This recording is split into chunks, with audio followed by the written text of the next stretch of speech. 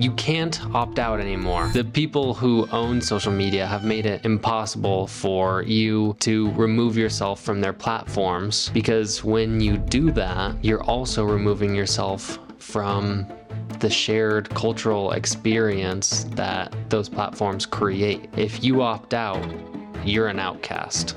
Let me explain. Pretty recently, there has been a trend for people to start stepping away from their phones, stepping away from technology.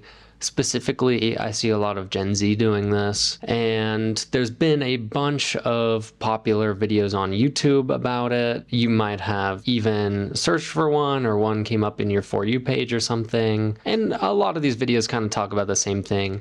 Maybe it's putting your phone in a different room, to actually making your smartphone a dumb phone, meaning everything's grayscale and you don't have apps to click on anymore.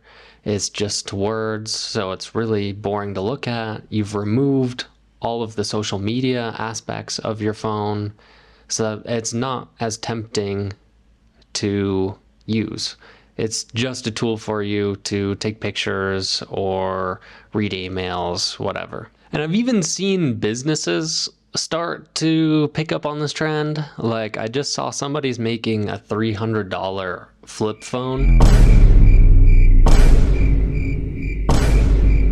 that essentially does that exact same thing, like only for pictures, searching the web, and texting. So people are stepping away from their phones in order to get outside, to travel, to hang out with friends, to feel like they're really experiencing their life without wasting it on their phone, and to really connect with people on a human level. But what if I said that's not quite possible? We all know about the addictive qualities of social media, right? They designed these apps to be like slot machines. You want to just keep scrolling and scrolling and scrolling and scrolling forever, because it's so, you get so much dopamine from it, right?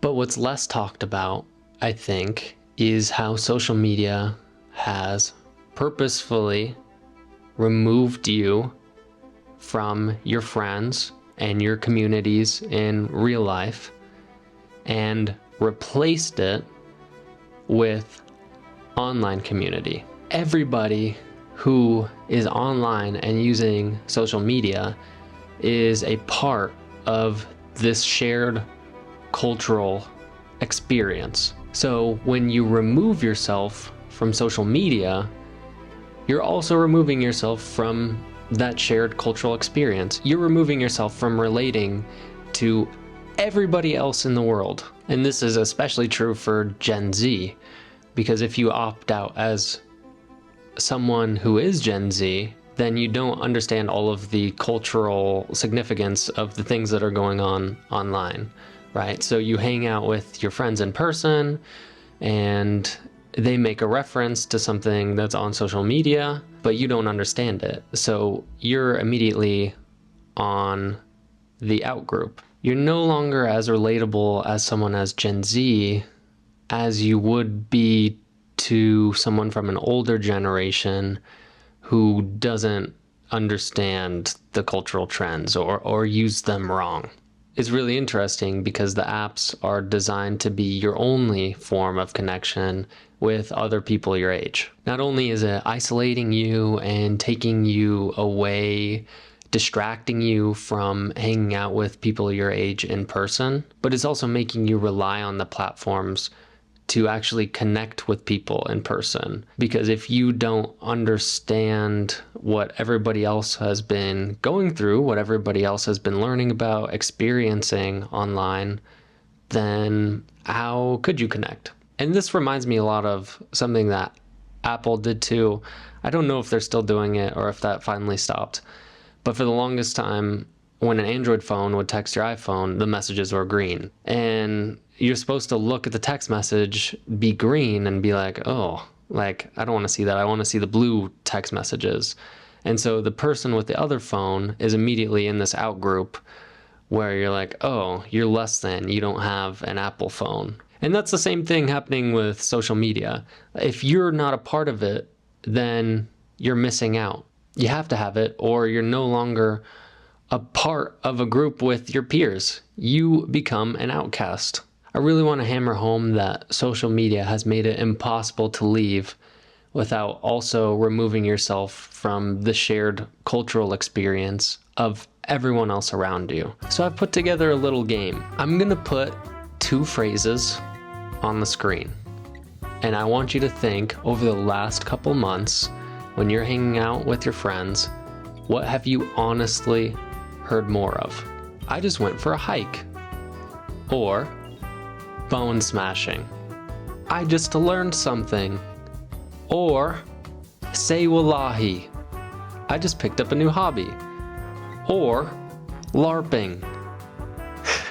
And I don't know, my friends might just be chronically online, but honestly, I've heard only things on the right, which just proves how important social media has made it to stay on their platforms, to stay relevant, to understand what everybody is saying. The cost of getting off social media is not only fluency in internet language, but also fluency in language as a whole, and fluency in the culture of Gen Z.